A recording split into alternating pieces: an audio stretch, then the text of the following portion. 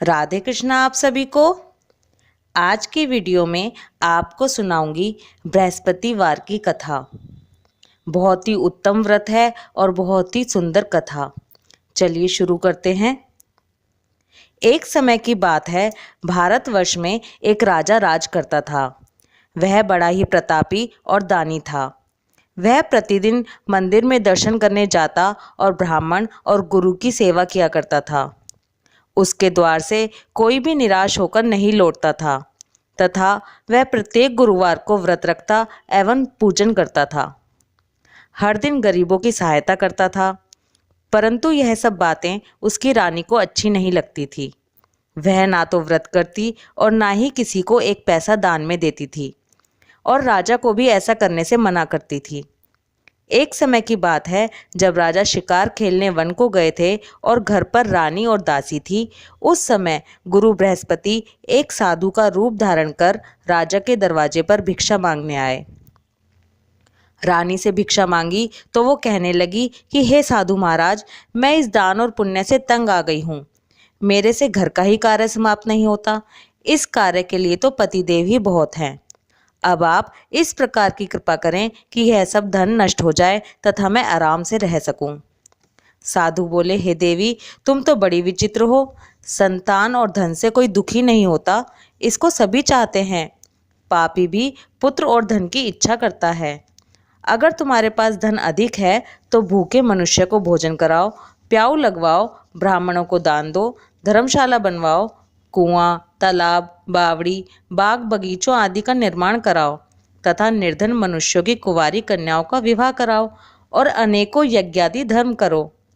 इस प्रकार के कर्मों से आपके कुल का और आपका नाम परलोक में सार्थक होगा और आपको स्वर्ग की प्राप्ति होगी। परंतु वह रानी इन सब बातों से खुश नहीं हुई। वह बोली, हे साधु महाराज, मुझे ऐसे धन की आवश्यकता नहीं जिसको और मनुष्यों को दान दूं तथा जिसको रखने संभालने में ही मेरा सारा समय नष्ट हो जाए। साधु महाराज ने कहा, हे देवी, तुम्हारी ऐसी इच्छा है तो ऐसा ही होगा। मैं तुम्हें जैसा बताता हूँ तुम वैसा ही करना।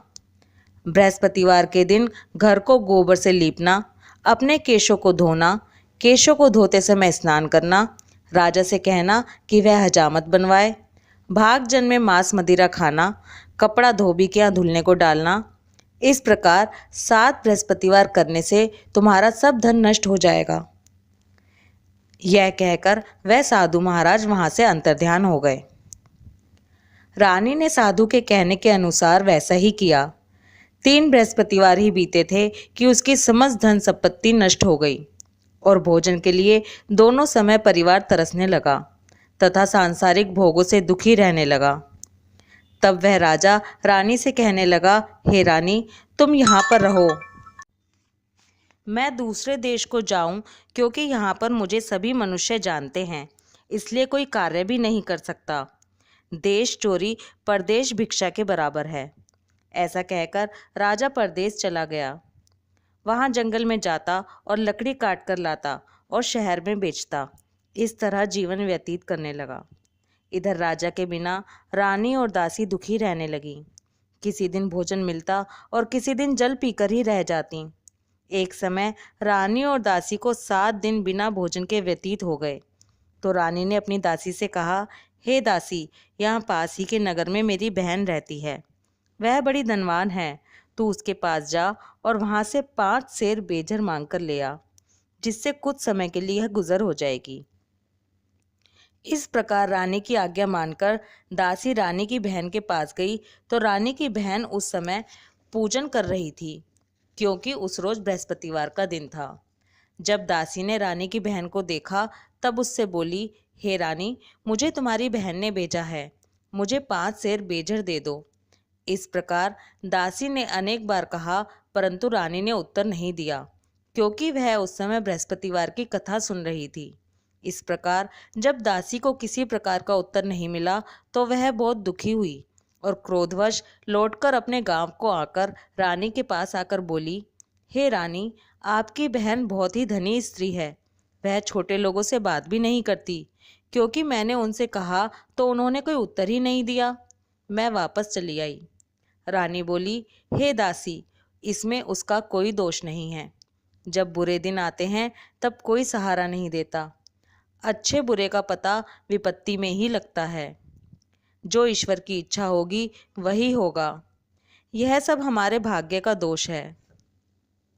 इधर उस रानी की बहन ने सोचा कि मेरी बहन की दासी आई थी, परंतु मैं उससे नहीं बोली, इससे वह बहुत दुखी हुई होगी। यह सोच कथा को सुन और विष्णु भगवान का पूजन समाप्त कर वह रानी अपनी बहन के घर चल दी और आकर अपनी बहन से कहने लगी, हे बहन, मैं बृहस्पतिवार का व्रत कर रही थी जब तुम्हारी दासी आई, परंतु जब तक कथा होती है तब तक ना उठते हैं और ना बोलते हैं, इसलिए मैं ना बोली। कहो दासी क्यों आई थी? रानी बोली, हे बहन, हमारे घर अनाज नहीं था। वैसे तो तुमसे कोई बात छिपी नहीं है, इस कारण मैंने दासी को तुम्हारे पास 5 सेर बेचर के लिए भेजा था। रानी की बहन बोली, बृहस्पति भगवान सभी की मनोकामना पूरी करते हैं। देखो, शायद तुम्हारे घर में अनाज रखा हो। इस प्रकार का वचन जब रानी ने सुना तो घर के अंदर गई। वहाँ उसे एक घड़ा बेजर से भरा मिल गया। तब वह रानी और बांदी बहुत ही खुश हुई। दासी कहने लगी, हे रानी, देखो, वैसे ही हमको भोजन नहीं मिलता तो हम रोज ही व्रत करते हैं। अगर इनसे व्रत की विधि और कथा पूछ लो तो उससे हम भी किया करेंगे। तब उस रानी ने अपनी बहन से पूछा, हे बहन, बृहस्पतिवार के व्रत का क्या नियम है?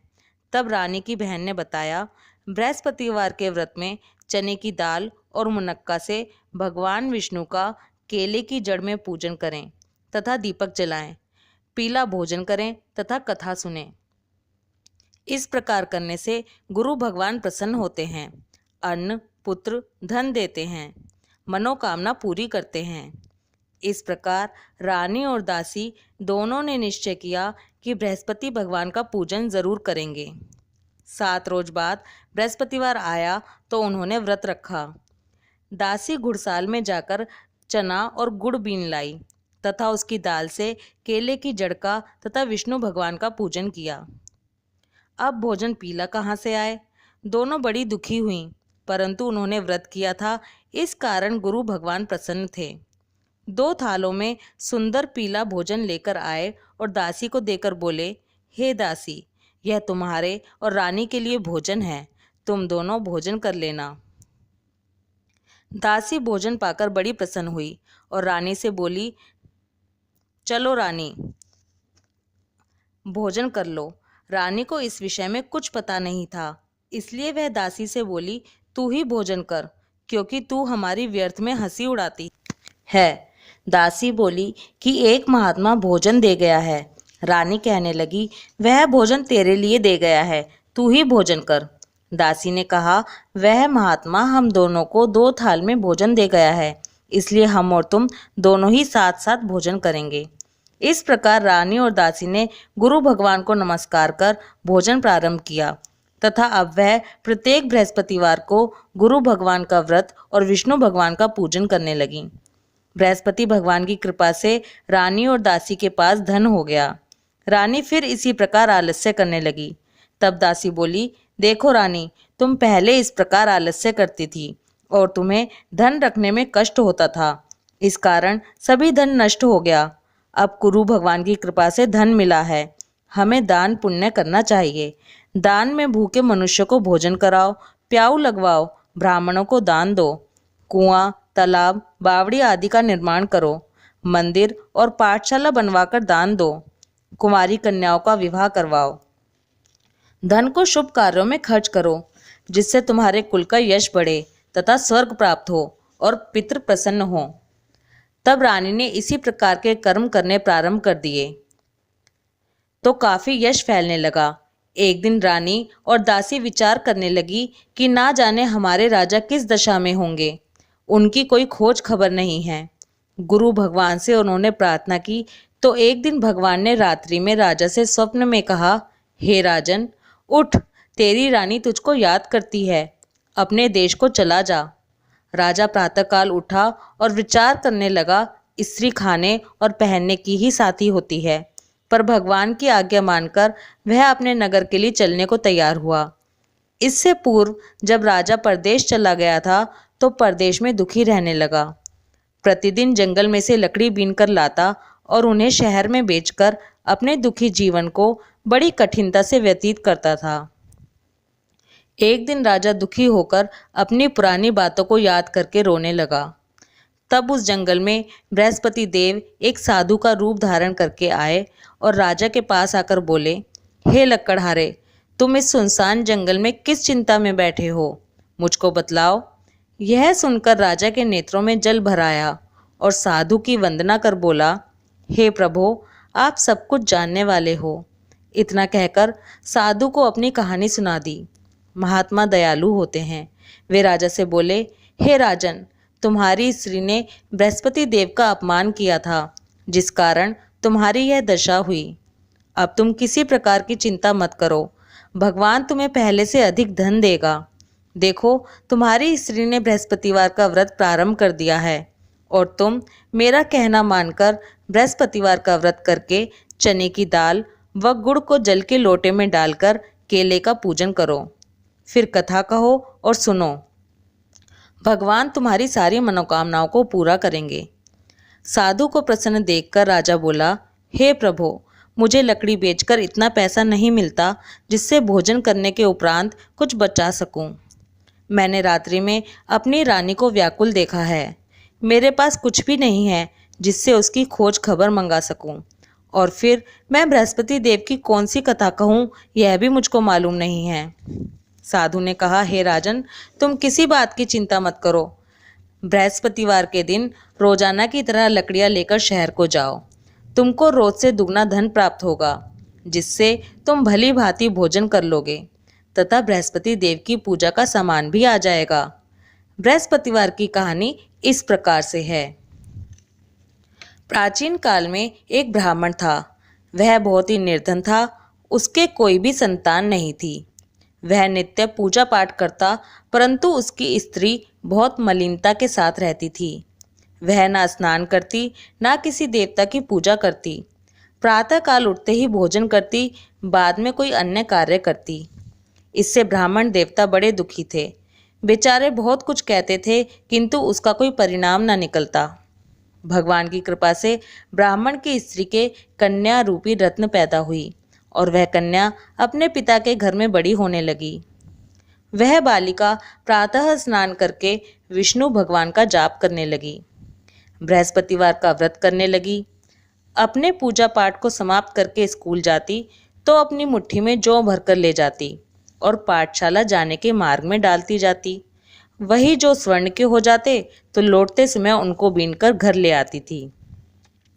एक दिन वह बालिका सूप में सोने के जौ को फटक कर साफ कर रही थी तो उसकी माँ ने देख लिया और कहा, हे बेटी, सोने के जौ को फटकने के लिए सोने का सूप होना चाहिए। दूसरे दिन बृहस्पतिवार था। इस कन्या ने व्रत रखा और बृहस्पति देव से प्रार्थना करके कहा, हे प्रभु, यदि मैंने आपकी पूजा सच्चे मन से की हो तो मेरे लिए सोने का सूप दे दो। बृहस्पति देव ने उसकी प्रार्थना स्वीकार कर ली। रोजाना की तरह वह कन्या जौ फैलाती हुई स्कूल को गई और जब लौटकर जौ बीन रही थी तो बृहस्पति देव की कृपा से रास्ते में सोने का सूप मिला। उसे वह घर ले आई और उससे जौ साफ करने लगी, परंतु उसकी माँ का वही ढंग रहा। एक दिन की बात है, वह कन्या सोने के सूप में जौ साफ कर रही थी। उसी समय उस शहर का राजपुत्र वहां से होकर निकला। इस कन्या के रूप और कार्य को देखकर मोहित हो गया और अपने घर जाकर भोजन तथा जल त्याग कर उदास होकर लेट गया। राजा को इस बात का पता लगा तो अपने मंत्रियों के साथ अपने पुत्र के पास गए और बोले, हे पुत्र, तुम्हें किस बात का कष्ट है? किसी ने तुम्हारा अपमान किया है या कोई और कारण है? सो कहो, मैं वही कार्य करूँगा जिससे तुम्हें प्रसन्नता हो। राजकुमार ने अपने पिता की बातें सुनी तो वह अपने पिता से बोला, हे पिताजी, आपकी कृपा से मुझे किसी बात का दुख नहीं है, ना ही किसी ने मेरा अपमान किया है, परंतु मैं उस लड़की के साथ विवाह करना चाहता हूँ जो सोने के सूप में जौ साफ कर रही थी। यह सुनकर राजा आश्चर्य में पड़ गया और बोला, हे पुत्र, इस तरह की कन्या का पता तुम ही लगाओ, मैं उसके साथ तुम्हारा विवाह अवश्य करवा दूंगा। राजकुमार ने अपने पिता के वचन सुनने के पश्चात उस लड़की के घर का पता बतलाया। राजकुमार के बताए पते के अनुसार मंत्री उस लड़की के घर गए और ब्राह्मण कन्या का विवाह राजकुमार के साथ संपन्न हो गया। कन्या के घर से जाते ही पहले की भांति उस ब्राह्मण देवता के घर में गरीबी का निवास हो गया। अब भोजन के लिए भी अन्न बड़ी मुश्किल से मिलता था। एक दिन दुखी होकर ब्राह्मण देवता अपनी पुत्री के पास गए। बेटी ने पिता की दुखी हालत को देखकर अपनी माँ का समाचार पूछा। तब ब्राह्मण ने सभी हाल कह सुनाया। कन्या ने बहुत सा धन देकर अपने पिता को विदा किया। इस तरह ब्राह्मण का कुछ समय सुखपूर्वक व्यतीत हुआ। कुछ दिन बाद फिर वही हाल हो गया। ब्राह्मण फिर अपनी कन्या के यहाँ गया और सभी हाल कहा तो लड़की बोली, हे पिताजी, आप माताजी को यहाँ ले आइए, मैं उन्हें यह विधि बता दूंगी जिससे आपकी गरीबी दूर हो जाए। वह ब्राह्मण देवता अपनी स्त्री को साथ लेकर बेटी के घर पहुंचा तो पुत्री अपनी माँ को समझाने लगी, हे माँ, तुम प्रातः काल उठकर प्रथम स्नान आदि करके विष्णु भगवान का पूजन करो तो सब दरिद्रता दूर हो जाएगी। परंतु उसकी माँ ने उसकी एक भी बात नहीं मानी और प्रातः काल उठकर अपनी पुत्री और बच्चों के जूठन को खा लेती थी। एक दिन उसकी पुत्री को बहुत क्रोध आ गया और एक रात में कोठरी से सभी सामान निकाल दिया और अपनी माँ को उसमें बंद कर दिया। प्रातः काल उसमें से माँ को निकाला तथा स्नान आदि करा के पूजा पाठ करवाया तो उसकी माँ की बुद्धि ठीक हो गई और फिर प्रत्येक बृहस्पतिवार को व्रत रखने लगी। इस व्रत के प्रभाव से उसकी माँ भी बहुत ही धनवान तथा पुत्रवती हो गई और बृहस्पति देव जी की कृपा से स्वर्ग को प्राप्त हुई तथा वह ब्राह्मण भी सुखपूर्वक इस लोक से सुख भोगकर स्वर्ग को प्राप्त हुए। इस तरह कहानी कहकर साधु देवता वहां से लोप हो गए। धीरे धीरे समय व्यतीत होने पर फिर बृहस्पतिवार का दिन आया तो राजा जंगल से लकड़ी काटकर किसी शहर में बेचने गया। उसे उस दिन और दिन की अपेक्षा अधिक धन मिला। राजा ने चना, गुड़ आदि लाकर बृहस्पतिवार का व्रत किया। उस दिन से उसके सभी क्लेश दूर हुए, परंतु जब दोबारा बृहस्पतिवार आया तो वह व्रत करना ही भूल गया। इस कारण बृहस्पति भगवान नाराज हो गए। उसी दिन उस नगर के राजा ने विशाल यज्ञ का आयोजन किया तथा शहर में यह घोषणा करवा दी कि कोई भी मनुष्य अपने घर भोजन ना बनाए तथा आग भी ना जलाए। समस्त लोग मेरे यहाँ भोजन करने आए। इस आज्ञा को जो नहीं मानेगा उसको फांसी की सजा दी जाएगी। इस तरह की घोषणा संपूर्ण नगर में करवा दी गई। राजा की आज्ञा अनुसार शहर के सभी लोग भोजन करने गए, लेकिन लकड़हारा कुछ देर से पहुंचा, इसलिए राजा उसको अपने साथ घर लिवा ले गए और ले जाकर भोजन करा रहे थे तो रानी की दृष्टि उस खूंटी पर पड़ी जिस पर उसने अपना हार लटका रखा था। वह वहां पर दिखाई नहीं दिया तो रानी ने हार की चोरी के अपराध में लक्कड़हारे को सिपाही बुलवाकर उसको जेलखाने में डलवा दिया। जब राजा जेलखाने में गया तो बहुत दुखी होकर विचार करने लगा कि ना जाने कौन से पूर्व जन्म के कर्म हैं जिसके कारण मुझे ऐसा दुख प्राप्त हो रहा है। फिर राजा उसी साधु को याद करने लगा जो जंगल में मिला था। उसी समय तत्काल बृहस्पति देव साधु के रूप में प्रकट हो गए और उसकी दशा को देखकर कहने लगे, अरे मूर्ख, तूने बृहस्पति देवता की कथा नहीं की, इस कारण तुझे दुख प्राप्त हुआ। अब चिंता मत कर, बृहस्पतिवार के दिन जेल खाने के दरवाजे पर 4 पैसे पड़े मिलेंगे, उनसे तू बृहस्पति देव की पूजा करना, तेरे सभी कष्ट दूर हो जाएंगे। बृहस्पतिवार के दिन उसे 4 पैसे मिले। राजा ने उसी पैसे की सहायता से अपना व्रत और पूजन किया। उसी रात्रि को जब राजा सो रहा था तो बृहस्पति देव ने राजा को स्वप्न में कहा, हे राजन, तुमने जिस आदमी को जेलखाने में हार की चोरी के अपराध में बंद कर रखा है वह निर्दोष है, वह राजा है, उसे छोड़ देना। रानी का हार उसी खूंटी पर लटका हुआ है, अगर तू ऐसा नहीं करेगा तो मैं तेरे राज्य को नष्ट कर दूंगा।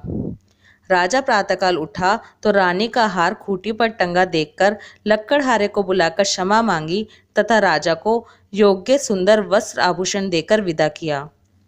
गुरुदेव की आज्ञा अनुसार राजा अपने नगर को चल दिया। राजा जब नगर के निकट पहुंचा तो उसे बड़ा ही आश्चर्य हुआ। नगर में पहले से अधिक बाग, तालाब, कुएं, मंदिर तथा बहुत सी धर्मशाला आदि बने हुए थे। राजा ने पूछा, यह किसका बाग और धर्मशाला है? तब नगर के सब लोग कहने लगे कि यह सब रानी और दासी के हैं। तो राजा को आश्चर्य हुआ और गुस्सा भी आया।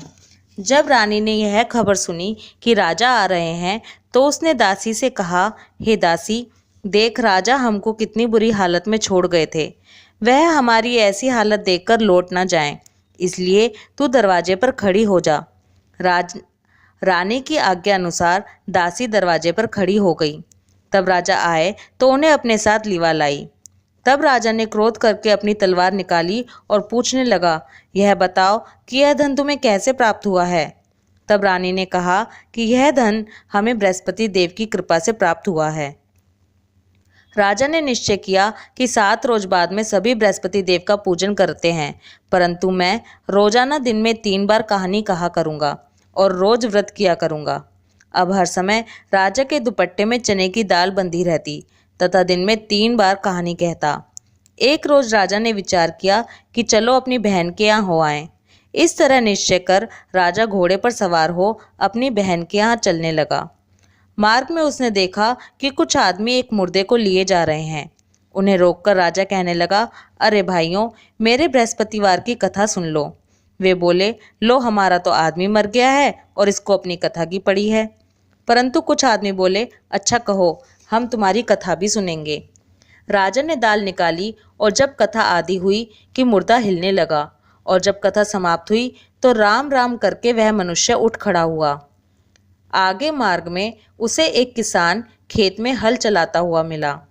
राजा ने उसे देखा और उससे बोला, अरे भैया, तुम मेरी बृहस्पतिवार की कथा सुन लो। किसान बोला, जब तक मैं तुम्हारी कथा सुनूंगा तब तक 4 हरैया जोत लूंगा। जा अपनी कथा किसी और को सुनाना। इस तरह राजा आगे चलने लगा। राजा के हटते ही बैल पछाड़ खाकर गिर गए तथा किसान के पेट में बहुत जोर से दर्द होने लगा।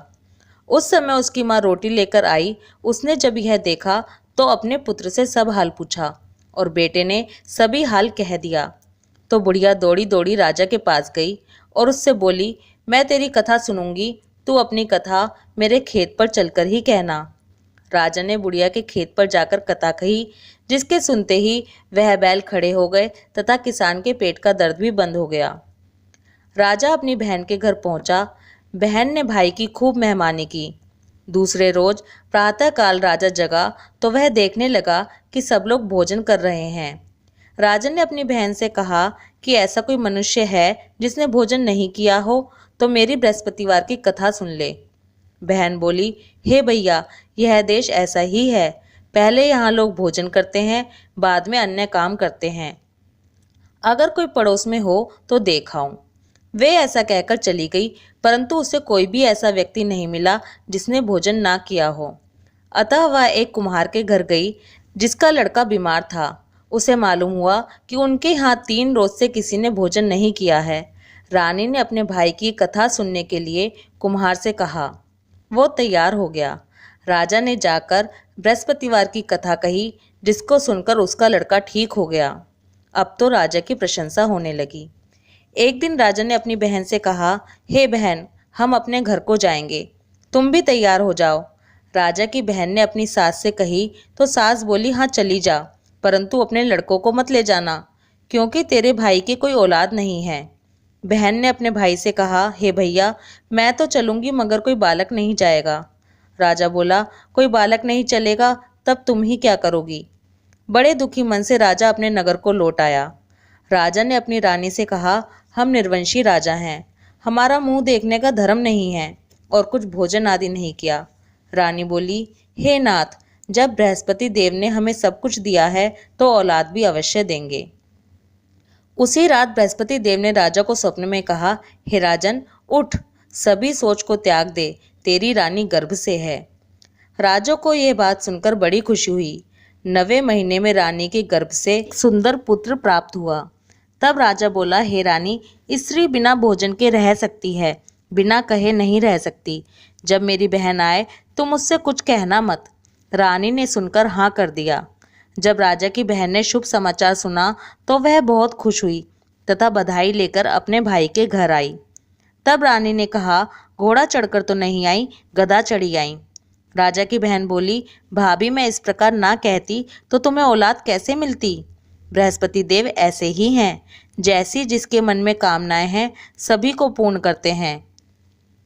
जो सद्भावना पूर्वक बृहस्पतिवार का व्रत करता है एवं कथा पढ़ता है या सुनता है और दूसरों को सुनाता है, बृहस्पति देव उसकी सभी मनोकामनाएं पूर्ण करते हैं। जैसी सच्ची भावना से रानी और राजन ने बृहस्पति देव की कथा का गुणगान किया तो उनकी सभी इच्छाएं बृहस्पति देव जी ने पूरी की। इसलिए सबको कथा सुनने के बाद प्रसाद लेकर जाना चाहिए। हृदय से उनका मनन करते हुए जयकारा बोलना चाहिए। बोलो बृहस्पति देव भगवान की जय, विष्णु भगवान की जय। राधे कृष्णा। जय बृहस्पति देवा, ओम जय बृहस्पति देवा। छिन छिन भोग लगाऊं कदली फल मेवा, ओम जय बृहस्पति देवा। तुम पूर्ण परमात्मा तुम अंतर्यामी, स्वामी तुम अंतर्यामी। जगत पिता जगदीश्वर तुम सबके स्वामी, ओम जय बृहस्पति देवा। चरणामृत निज निर्मल सब पातक हरता, सकल मनोरथ दायक कृपा करो भरता, ओम जय बृहस्पति देवा। तन मन धन अर्पण कर जो जन शरण पड़े, प्रभु प्रकट तब होकर आकर द्वार खड़े, ओम जय बृहस्पति देवा।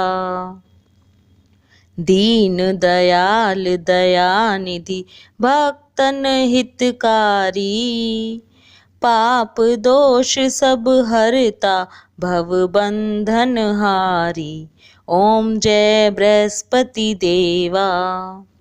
सकल मनोरथ दायक सब संशय हारी, विषय विकार मिटाओ संतन सुखकारी, ओम जय बृहस्पति देवा। जो कोई आरती तेरी प्रेम सहित गावे, ज्येष्ठानंद नंद सो निश्चय फल पावे, ओम जय बृहस्पति देवा। ओम जय बृहस्पति देवा, ओम जय बृहस्पति देवा। छिन छिन भोग लगाऊं कदली फल मेवा, ओम जय बृहस्पति देवा, ओम जय बृहस्पति देवा। बोलो बृहस्पति देव भगवान की जय।